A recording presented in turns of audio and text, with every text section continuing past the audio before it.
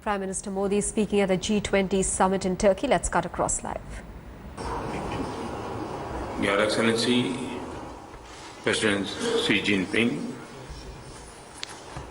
Your Excellency, President Jacob Zuma,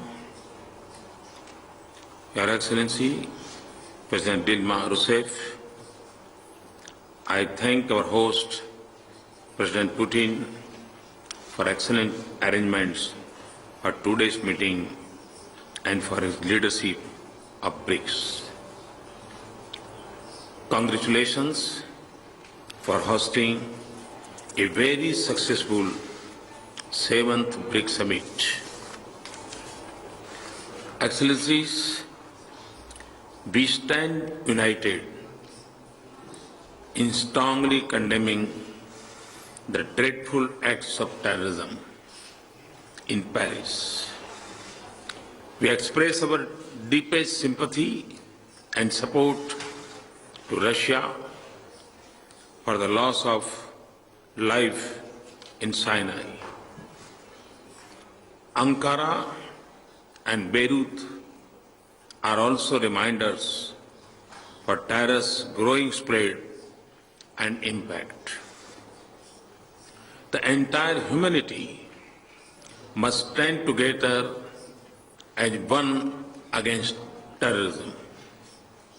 The need for a united global effort to combat terrorism had never been more urgent. This must also be a priority for BRICS nations. There was a time when the logic of BRICS and its lasting capacity were being questioned. We have provided proof of the relevance and value of BRICS through our actions. And this has come at a time of huge global challenges. The new development bank, the currency reserve arrangements, strategy for BRICS economic cooperation, these are the clear evidence of our vision and our resolve. Together, we can also give shape to G20. India attaches the highest importance to BRICS. We are honored to assume the chairmanship of BRICS from 1st February 2016 and build on the great work done by other members. The theme of India's BRICS chairmanship will be build responsive, inclusive and collective solutions, which in short will be BRICS. It aptly describes the ethos of our group. We are pleased that a BRICS partner, China, takes over the presidency of G20 in December 2015. We assure China of full support during its presidency. Thank you. Спасибо большое за ваше выступление. Вступительное слово председатель Китайской Народной Республики, господин Си Цзиньпин. All right, Prime Minister Modi there speaking at the BRICS grouping in Antalia in Turkey. The Prime Minister started by condemning the attacks in the strongest words in Paris that was seen on Friday.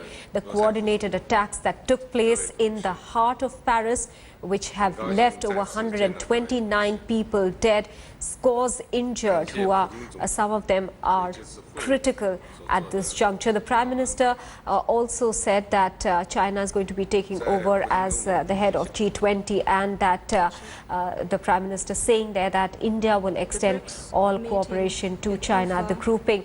In fact, these are live visuals that you can see on your television screens coming in from Antalia in Turkey, where the Prime Minister Minister was just a short while back speaking at the BRICS grouping, very important grouping there of 5 nations. In fact, the Prime Minister started by condemning the Paris attacks. That is now definitely going to be the most important point that will be discussed even at G20 of the leading economies of the world, the 20 leading economies of the world as they meet in Turkey.